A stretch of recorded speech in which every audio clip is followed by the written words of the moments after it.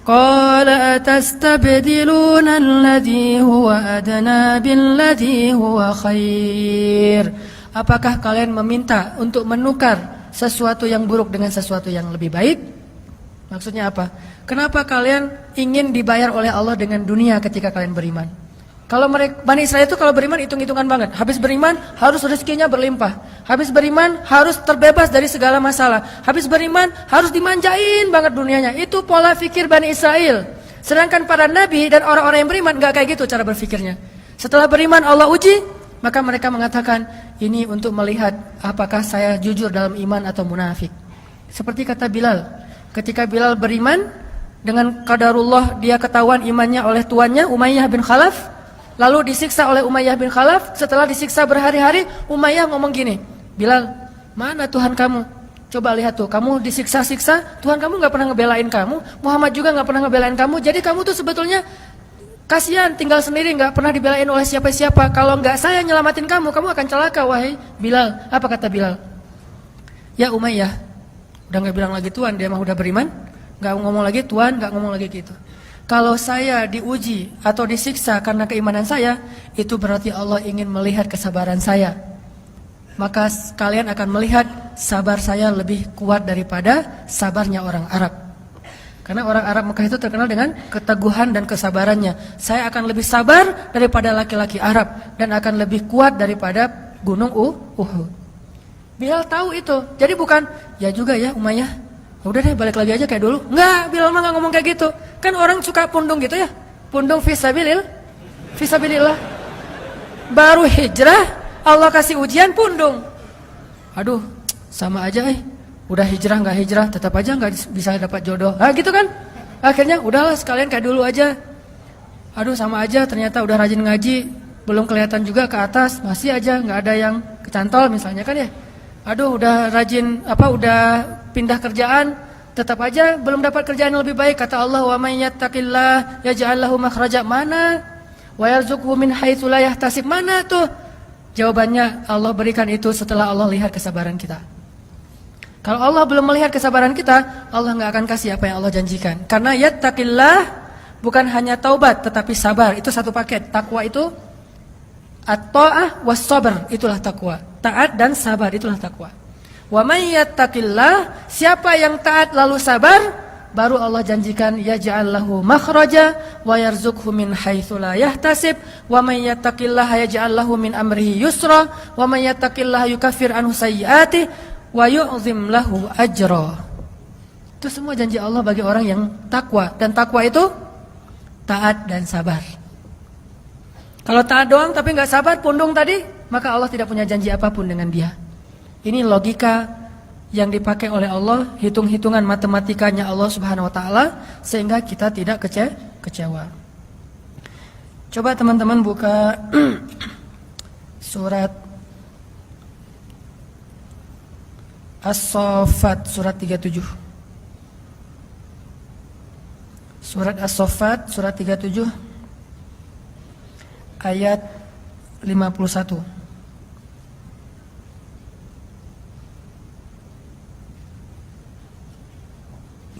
Atau 50 deh. Surat 37 ayat 50. Ini saya bacain dulu ya. Nanti setelah itu kita renungkan. Bismillahirrahmanirrahim. Fa'aqbala ba'duhum 'ala ba'dhin yatasaalun. Qala qailum minhum inni kana li qarin yaqulu a innaka laminal musaddiqin a idza mitna wa kunna turaban wa 'idhaman a inna lamadinun. Qala hal antum muttali'un. فاطلع فرآه في سواء الجحيم قال تالله إن كدت لتردين ولولا نعمة ربي لكنت من المحضرين أفما نحن بميتين إلا موتتنا الأولى وما نحن بمعذبين إن هذا لهو الفوز العظيم لمثل هذا فليعمل العاملون أذلك خير نزلا أم شجرة الزقوم. Ini adegan yang tadi saya kisahkan di surga dan neraka. Fa'aqbala ba'duhum 'ala ba'dhi yatasaalun. Orang-orang di surga nanti saling kenal lagi tuh. Kita tuh cuma nggak kenal sesama kita tuh cuman awal-awal berbangkit doang. Likulli imri'in minhum yawma idzin sya'nu yughnih. Itu cuma berlaku pada saat awal bangkit. Ketika kita awal bangkit dari kubur tuh kita nggak akan saling kenal. Nggak mikirin, siapa kok kamu di sebelah saya? Nggak usah dilanjut. Nanti jadi nggak bener. Udah aja gitu ya. Jadi pas awal berbangkit kita tidak saling kenal. Dan semua dibangkitkan kata Nabi dalam keadaan tidak berbusana dan tidak dikhitan. Kata Aisyah, aduh malu sekali hari itu. Kata Nabi, ya Aisyah, bagaimana seseorang bisa merasakan malu padahal hari itu hari ketika setiap orang sibuk dengan urusannya sendiri-sendiri. Seorang ayah lari dari keluarganya, suami lari dari istrinya dan seterusnya.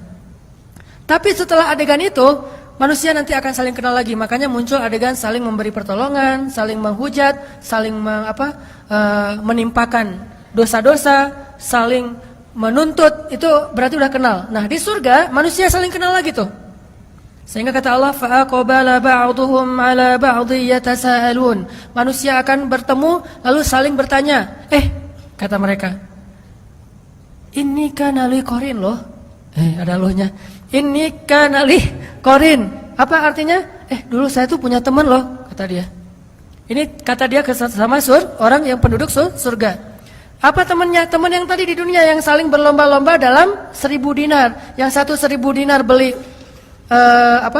istana, yang satu lagi 1000 dinar beli istana di surga. Yang satu 1000 dinar nikah di dunia, yang satu lagi nikah di surga. Yang satu lagi 2000 dinar beli kebun di dunia, yang satu lagi 2000 dinar beli di surga. Qarinun, teman dekat saya ketika di dunia. Yaqulu ainnaka laminal musaddiqin. Apakah kamu sungguh-sungguh termasuk orang yang membenarkan hari berbangkit dan seterusnya sampai kalimat qala hal antum muttali'un. Berkatalah pula ia, maukah kamu meninjau temanku itu? Kata dia kepada siapa? Kata dia kepada malaikat. Malaikat, tolong cariin dong teman saya yang ini. Oh, ini mah nggak ada di daftar surga. Dia mah di neraka. Oh, gitu ya. Udah pergi aja ke jendelanya surga. Lalu melihat ke arah neraka. Ketika bertemu di neraka, fattala'a itu gini. Jadi ittala'a itu ngelihat itu kayak melongo gitu. Kan surga di tempat yang tinggi, neraka di tempat yang rendah, yang dalam. Dari surga dia ngelihat ke bawah, ke neraka. Fattala'a, ayat berapa tuh? 55. Fattala'a fara'ahu fi sawa'il jahim. Lalu dia lihatlah saudara atau temannya itu di dalam neraka yang sangat panas menyala-nyala. Dan melihatnya itu nggak pakai teropong segala macam. Aduh, nggak kelihatan. Saya minusnya udah ini. Ada ini nggak optik nggak di sini? Cari di neraka nggak ada. Ngelihat langsung penglihatan orang-orang di surga itu basirah, sangat bening, jelas sehingga bisa melihat ke dalam neraka. Ternyata temannya ada di sawa'il jahim. Sawa'il jahim itu kata ulama di dasar neraka. Qala, berkatalah orang yang di surga ini, tallah, demi Allah, in kita laturdin, hampir saja kamu mencelakakan saya. Apa maksudnya? Coba kalau dulu saya dengerin nasihat kamu, pasti nasib saya sama dengan kamu sekarang di neraka gitu. Coba kalau dulu saya ngikutin nasihat kamu, saran dari kamu, pasti saya sekarang sama-sama tersiksa. Qala tallahi in kita laturdin walaula ni'matu rabbi lakuntu minal muhdarin. Kalau bukan karena nikmat Allah yaitu hidayah yang membolak-balikan hati, saya pasti akan termasuk di antara orang-orang yang disiksa. Itu dialog antara penduduk surga dengan penduduk neraka di akhirat. Makanya dialog ini harus jadi motivasi kita, bukan menuduh orang neraka, enggak. Ada teman kita yang belum hijrah, ntar kita dialog ya. Enggak usah gitu, itu mah sombong ya. Baru ngelihat teman kita yang misalnya masih mabuk gitu ya. Ntar kita dialog ya. Aku mah di atas, kamu di bawah. Maksud lo apa? Kamu di neraka, saya di surga. Nanti lihat kita, lo baca aja di surat As-Saffat. Saya yang akan ngomong kayak gitu ke kamu. Enggak boleh kayak gitu. No judgment ya, enggak boleh menghakimi orang lain. Cuman ini bukan untuk menghakimi orang lain, tapi untuk memotivasi diri kita. Beda ya. Bukan untuk menghakimi orang lain, tapi untuk memotivasi diri kita. Karena bisa jadi orang yang tadi kita hakimi ternyata sama-sama di surga. Kita sama-sama di surga, kata dia. Nggak ada dialog yang seperti kamu gambarin. Oh gitu ya, nggak jadi dialognya. Nggak jadi, soalnya saya udah hijrah juga misalnya. Dialognya jadi fa'aqbala ba'dhum ala ba'dhin yatasaalun. Dialognya tuh di ayat yang tadi pertama, saling sama-sama di surga. Kalau di Al-Waqiah, yatufu alaihim wildanun mukhalladun bi aqwabi wa abariqa wa ka'sim min ma'in la yusaddauna anha wa la yunzafun. Jadi nanti mereka lagi ngobrol gitu ya, terus lewat pelayan-pelayan anak muda yang mukhalladun, yang kekal, bawa ka'sin, gelas-gelas bening dari permata dan menuangkan khamr. Jadi kita minumnya di surga itu khamr, tapi khamr berkualitas tinggi. Yang kalau di dunia mungkin tidak ada nilai yang sanggup membayar khamr itu. Satu tetesnya aja lebih mahal daripada dunia dan seisinya. Sedangkan khamr di dunia, kadang kita ada khamr yang di beberapa kafe itu satu gelasnya atau satu botolnya 5 juta. Saya pas ngelihat harganya, wah 5 juta, mending saya kredit motor nih. Namanya juga orang pas-pasan. Orang 5 juta itu untuk minum doang tuh. Kita 5 juta lumayan bisa modal usaha. Di dunia aja khamr bisa 5 juta satu botol. Di akhirat satu tetesnya lebih mahal daripada dunia dan seisinya. La yusaddauna anha wa la yunzifun. Tidak akan mabuk orang yang meminum minuman itu. Minum sesukanya, lezatnya lebih lezat, tetapi tidak akan menghilangkan pikiran atau akal mereka. Jadi kita tos, gimana dulu di dunia? Wah, kenapa kamu mabuk gitu? Ternyata dia bawa dari gitu ya, nggak boleh ya, nggak boleh Pak. Saking ada sahabat yang kayak gitu, ada mau mati aja bawa khamr, bukan ke surga bawa khamr ya, mau mati aja bawa khamr. Siapa dia? Seorang sahabat Nabi yang udah hijrah tapi nggak bisa berhenti minum. Cuma itu doang yang dia belum bisa hijrah, yang lain udah hijrah. Sehingga dia berdoa, dia bilang ke anak-anaknya, wahai anak-anakku, kalau ayah nanti meninggal, kuburkanlah ayah di bawah pohon anggur. Sehingga buah-buah anggur yang jatuh ke tanah yang sudah busuk kemudian masuk ke dalam tanah, cairannya itu bisa membasahi tulang-tulang ayah. Coba, saking ediknya dengan khamr. Sampai meninggalnya aja pengen di bawah pohon anggur. Itu artinya bawa khamr ke akhirat. Dia mau meninggal aja bawa anggur tuh. Nah ternyata nggak ada itu di surga. Nggak ada orang minum khamr. Loh kok mabuk ya? Perasaan di surga nggak ada yang mabuk deh. Nih jangan-jangan mereknya apa nih? Nggak ada ya di surga maya. Semuanya lurus.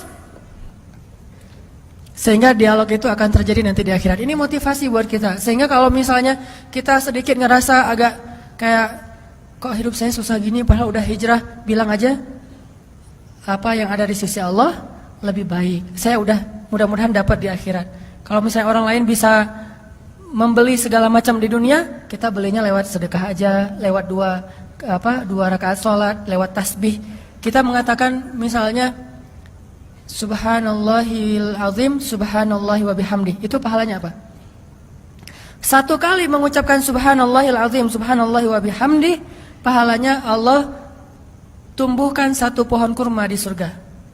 Sehingga satu pohon kurma ini kalau kita berjalan 100 tahun, itu belum keluar dari naungannya, saking rindangnya pohon kurma di surga. Cuma bilang subhanallahil azim, subhanallahi wa bihamdi. Kalau dibalik subhanallahi wa bihamdi, subhanallahil azim, Allah beratkan timbangan kita.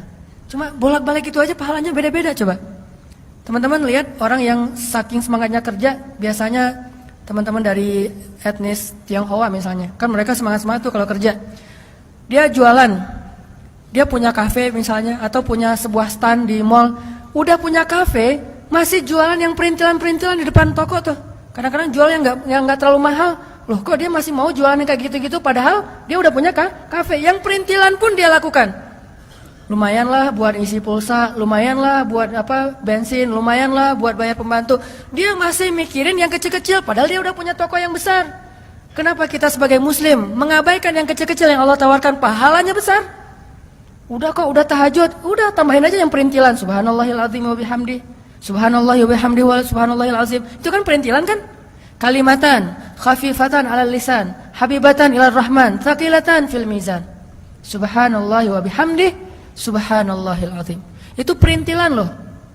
Gampang ngucapinnya, tetapi pahalanya luar biasa di sisi Allah SWT. Jadi nggak boleh bilang, kan udah tahajud, kan udah umroh, kan udah tilawah, kan udah. Sama kayak orang tadi, kan udah punya toko, kenapa masih jualan yang kecil-kecil di depan tokonya? Begitu juga kita, kan udah tahajud, kenapa masih mikirin subhanallah, subhanallahan? La haula wala quwata illa billah. Itu adalah satu box perhiasan di dalam surga, disimpannya di bawah arasy, bukan di bawah tempat tidur. Di bawah arasy. Siapa yang mengucapkan la haula wala quwata illa billah, Allah memberikan kanzun. Kanzun itu kayak harta terpendam yang tersimpan di bawah arasy Allah Subhanahu wa taala. Sehingga pas kita nanti masuk surga insyaallah, tiba-tiba Allah mengatakan, "Abdi, hambaku, ini untuk kamu." Ya Allah, ini dari mana? Dari la haula wala quwata illa billah. Wahai hambaku, ini untuk kamu dari mana? Dari subhanallah, dari alhamdulillah, dari Allahu akbar, dari la ilaha illallah. Artinya kalau orang membeli dunia dengan hal-hal yang kayak gini, kita membeli akhirat dengan hal-hal yang seperti itu. Dan wama indallahi khair.